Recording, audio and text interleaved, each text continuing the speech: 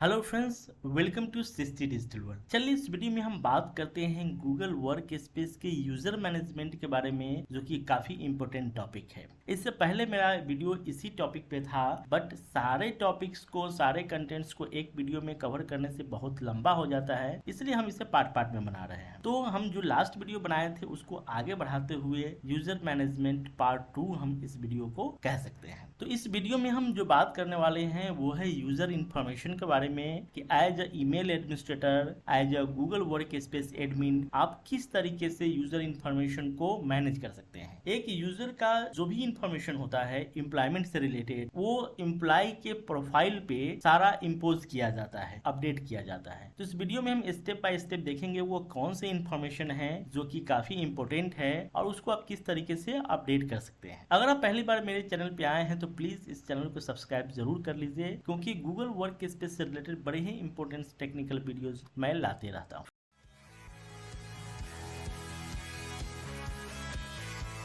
Friends, ये है Google work space का एडमिन कंसोल और हम हैं होम पेज पे।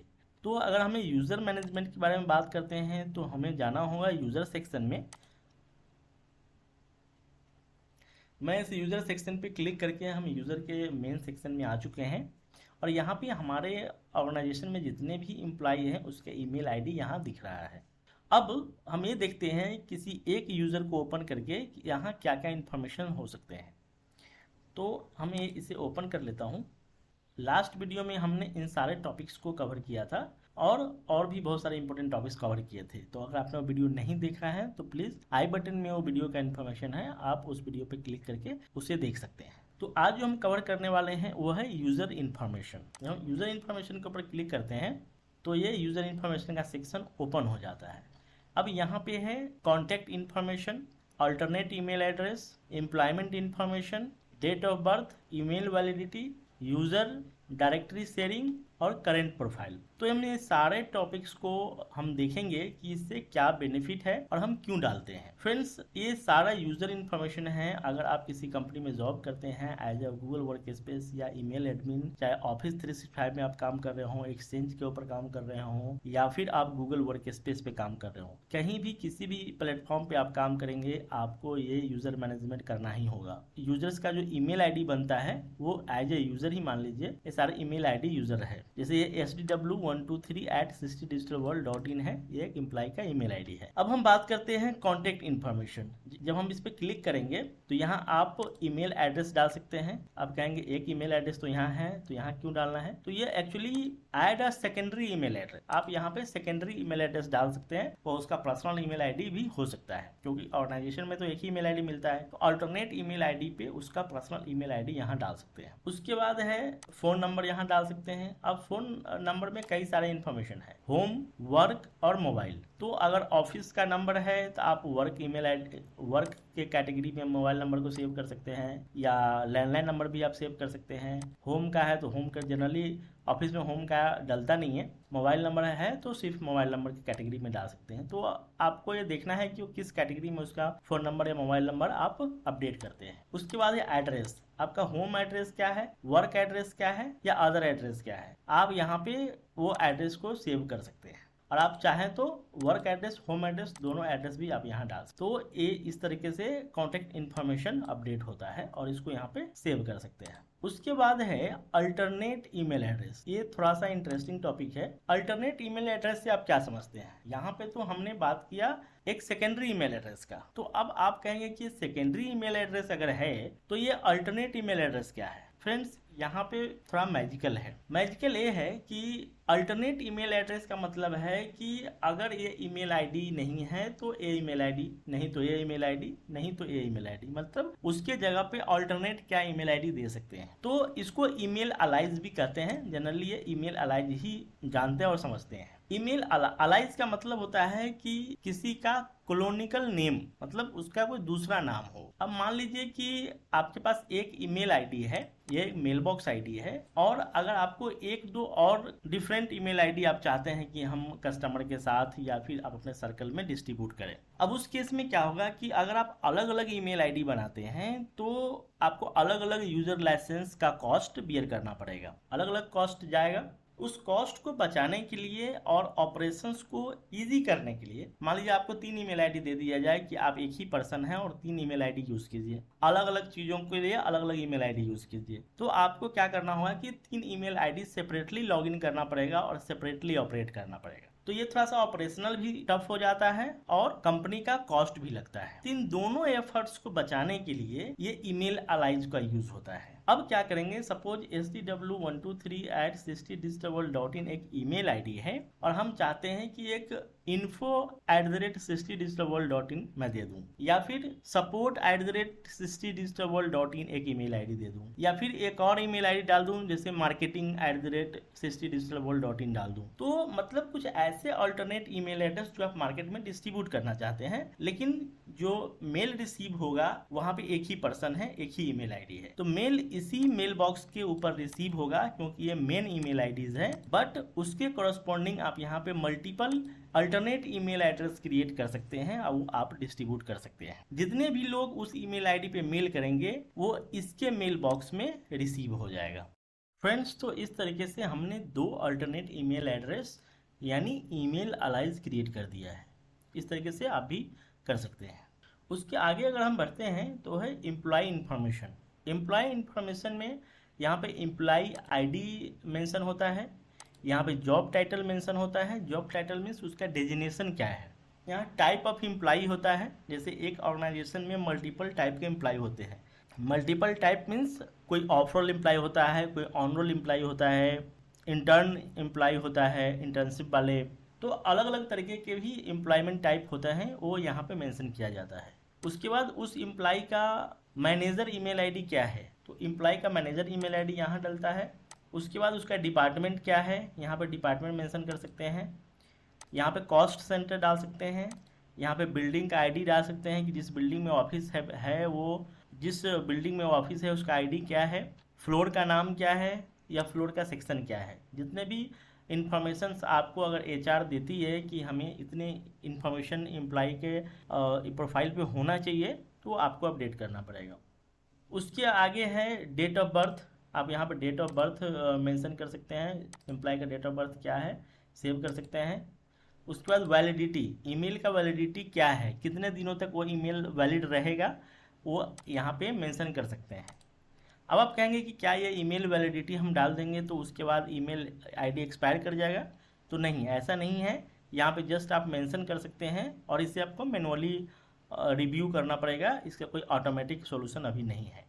उसके बाद है यहाँ पे यूज़र क्रिएशन डेट मेंशन कर सकते हैं। अभी के डेट में क्या हो रहा है कि अगर आप ईमेल आईडी क्रिएट करते हैं तो वो लॉग्स तो दिखते हैं कि कब क्रिएट हुआ है, बट जब आप यूज़र का इन्फॉर्मेशन डाउनलोड करते हैं तो वहाँ पे क्रिएशन डेट नहीं आता है। अगर आपसे कोई आपका सीनियर मैनेजर या एचआर आपसे बोलती है कि कितने ईमेल आईडीज़ किस डेट में क्रिएट हुआ है वो मुझे दे दो, तो आप यूज़र इन्फॉर्मेशन का जब डाउनलोड करेंगे तो वहाँ पे आपको एक क्रिएशन डेट नहीं मिलेगा। ये एक बहुत ही चैलेंजिंग है गूगल वर्क स्पेस में, जिसे गूगल को देना चाहिए था, एक बहुत ही अच्छा फीचर है, बट वो अभी तक अवेलेबल नहीं है। इसलिए यहाँ पे आपको मैनुअली मेंशन करना पड़ता है ताकि आपको रिपोर्ट में आ सके। अगर आप यहाँ पे मेंशन कर देते हैं तो आपके रिपोर्ट में डाउनलोड हो जाएगा। उसके बाद है डायरेक्टरी शेयरिंग। अब ये डायरेक्टरी शेयरिंग क्या है, ऑर्गेनाइजेशन के अंदर जो जितने भी ईमेल आईडी क्रिएट होंगे, चाहे वो 5000 हो 10,000 हो, जितने भी बड़ा ऑर्गेनाइजेशन है, तो उस सबका डायरेक्टरी मीन्स उसका ईमेल आईडी, उसका यूजर इन्फॉर्मेशन शेयर हो रहा होता है इंटरनली। तो अगर आप चाहते हैं कि किसी एक यूजर का इन्फॉर्मेशन शेयर नहीं हो, उसका ईमेल आईडी डायरेक्टरी में नहीं दिखे दूसरे यूजर को, तो आप यहाँ से ऑन या ऑफ कर सकते हैं। मान लीजिए कि ये हमारा कोई ऐसा सीनियर यूजर है जिसका ईमेल आईडी सारे एम्प्लॉय को नज़र नहीं आनी चाहिए सर्च बॉक्स में। जब वो डायरेक्टरी में जाकर के सर्च करेगा तो उसका ईमेल आईडी नज़र नहीं आना चाहिए। तो आप इसके उस यूज़र के प्रोफाइल पे आइए, डायरेक्टरी शेयरिंग में आइए और इसको ऑफ कर दीजिए। इससे क्या होगा कि इस पार्टिकुलर एम्प्लॉय का डायरेक्टरी शेयरिंग ऑफ हो जाएगा और कोई एम्प्लॉय उसे डायरेक्टरी में नहीं ढूंढ पाएगा। ये है जब आपको सिंगल यूज़र का करना हो। अगर कोई पार्टिकुलर पूरे डोमेन का करना हो तो फिर उसका एक अलग सेटिंग है, आपको डायरेक्टरी सेटिंग में जाकर के यहाँ से करना होगा। उसके बाद है current profile not created. Current profile क्या है, अभी हमारे पास करंट कॉन्फ़िगर नहीं है। करंट्स एक्चुअली ये एक एप्लीकेशन सर्विस है, जैसे हम लोग अपने ऑर्गेनाइजेशन के बाहर फेसबुक यूज़ करते हैं, लिंक्डइन यूज़ करते हैं, एक सोशल मीडिया है। उसी तरीके से ऑर्गेनाइजेशन के अंदर एक सोशल मीडिया प्लेटफॉर्म होता है जहाँ पे सारे एम्प्लॉयज़ अपने इंटरनल इंफॉर्मेशन शेयर करते हैं, अपने आइडिया शेयर करते हैं, अपने जो भी ऑफिस के अंदर एक्टिविटी होता है उसको as a social media platform use करते हैं। तो गूगल का करेंट्स है, अगर ये एप्लीकेशन को हम कॉन्फ़िगर कर देते हैं, डोमेन में इम्प्लीमेंट कर देते हैं, तो ये एप्लीकेबल होगा सारे यूज़र्स के लिए। वहाँ पे ऑप्शन होता है कि जैसे ही यूज़र क्रिएट होगा वहाँ पे हम इनेबल कर देते हैं, तो जैसे ही यूज़र क्रिएट होगा उसका करंट प्रोफाइल क्रिएट हो जाएगा। तो अभी इस पे हम आपको डेमो नहीं दिखा सकते हैं क्योंकि अभी हमारे पास वो एक्टिव नहीं है। तो इस तरीके से आप सारे एम्प्लॉय का यूज़र इन्फॉर्मेशन आप अपडेट कर सकते हैं।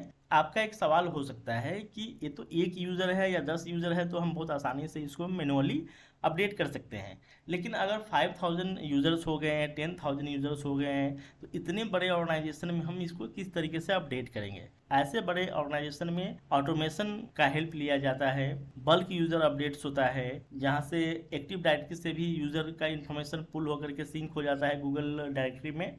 या फिर अगर वो फैसिलिटी नहीं है, वो फीचर इनेबल नहीं है, अगर आपको as a Google Workspace admin आपको करना है तो आप इसको बल्क यूज़र अपडेट कर सकते हैं, जिसमें आप सारे एम्प्लॉय का जितना भी इंफॉर्मेशन आपके पास आता है उसको वन शॉट में आप उसको सारे यूज़र्स का इंफॉर्मेशन अपडेट कर सकते हैं। फ्रेंड्स, तो हम बल्क अपडेट यूज़र करके देखेंगे कि हम ज़्यादा से ज़्यादा यूज़र्स को कैसे वन शॉट में यूज़र इन्फॉर्मेशन को अपडेट कर सकते हैं।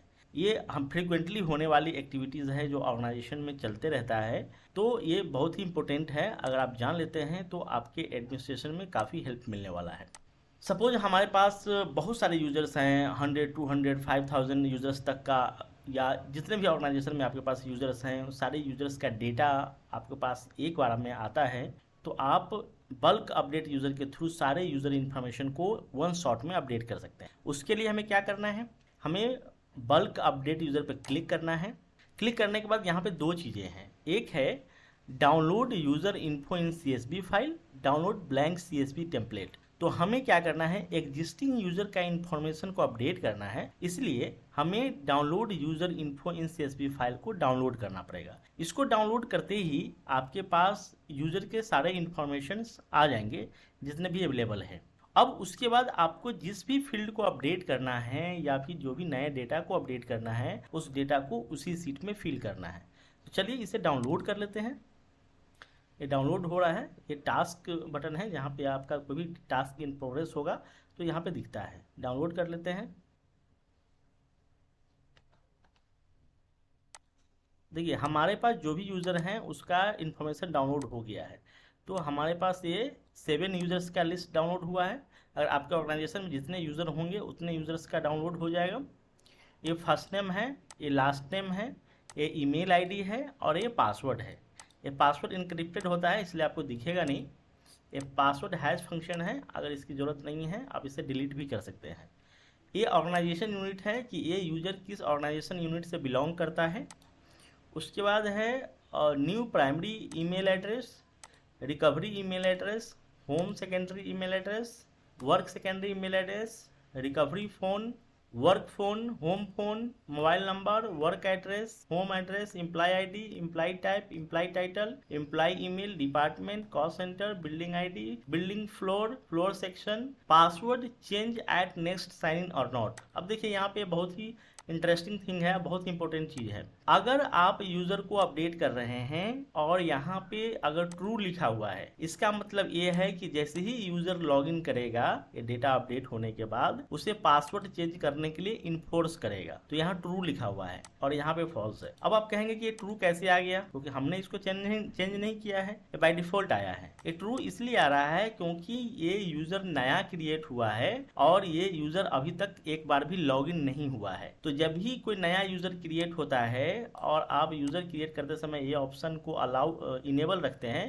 Password change at first login, तो वह चेंज करने के लिए इन्फोर्स करता है, तो इसलिए ट्रू है। अभी तक इन्होंने लॉगिन नहीं किया है, तो बाय डिफॉल्ट जब लॉगिन करेगा तो उसको इन्फोर्स करेगा। अगर मान लीजिए किसी यूजर का हम पासवर्ड रीसेट कर देते हैं बल्क अपडेट के थ्रू और आप वहां पे इस फॉल्स को ट्रू कर देते हैं, तो जैसे ही डेटा अपडेट होने के बाद यूजर लॉगिन करेगा उसको पासवर्ड चेंज करने के लिए इन्फोर्स करेगा। तो जब भी आप ये डेटा को अपलोड कर रहे होंगे, जब भी आप यूज़र का इन्फॉर्मेशन अपलोड कर रहे होंगे, आपको ध्यान रखना है कि ये पासवर्ड फॉल्स से ट्रू नहीं हो, क्योंकि अगर ये गलती हो गई तो जितने भी यूज़र का अपलोड हुआ है, जितने भी यूज़र में ट्रू अपने लगा दिया है, सबको पासवर्ड चेंज करने के लिए इन्फोर्स करेगा। और अगर ये बल्क यूज़र अपलोड पे ये इशू आ गया तो आपके लिए बहुत बड़ा एस्केलेशन हो सकता है, तो इससे बचना है। पासवर्ड वाले हैश को आपको बिल्कुल छेड़ना नहीं है। और सेफ्टी के लिए आप ये कर सकते हैं कि इस कॉलम को ही आप इस तरीके से डिलीट कर सकते हैं। यहाँ से कोई भी कॉलम को डिलीट कर देंगे, उससे बल्क अपलोड या डेटा अपडेशन में कोई इशू नहीं आएगा, क्योंकि वो उस कॉलम को अपडेट ही नहीं करेगा अगर इसमें नहीं होगा तो इससे कोई इम्पैक्ट नहीं आने वाला। तो कोई ऐसा आपको लगता है कि कोई ऐसा कॉलम है जो काफ़ी क्रिटिकल है, उसमें कुछ चूज करने से, कुछ चेंजेज आने से कुछ इशू हो जाएगा, तो आप उस कॉलम को डिलीट कर सकते हैं। जो आपको अपलोड करना है, जितनी इम्पोर्टेंट डेटा है उसी कॉलम को रखिए और उसी को अपडेट कर दीजिए। बट उसके लिए आपको ईमेल आईडी बहुत ही इम्पोर्टेंट हो जाता है और ऑर्गेनाइजेशन यूनिट भी आप चाहे तो स्किप कर सकते हैं, बट ईमेल आईडी तो चाहिए ही चाहिए, क्योंकि इसके बिना अपलोड डेटा अपडेट नहीं होगा। वो कैसे रिकॉग्नाइज करेगा कि ये डेटा किस ईमेल आईडी का है? तो हमने पहले से एक डेटा रेडी करके रखा है, मैं आपको दिखाता हूँ। ये देखिए, ये हमने पहले से डेटा अपडेट करके रखा है, आपको दिखा सकूं। ये फर्स्ट नेम है, लास्ट नेम है, ये ईमेल आईडी है, ये पासवर्ड है और ये ऑर्गेनाइजेशन यूनिट है। हमने यहाँ पे रिकवरी ईमेल आईडी ऐड कर दिया है सारे यूजर्स के।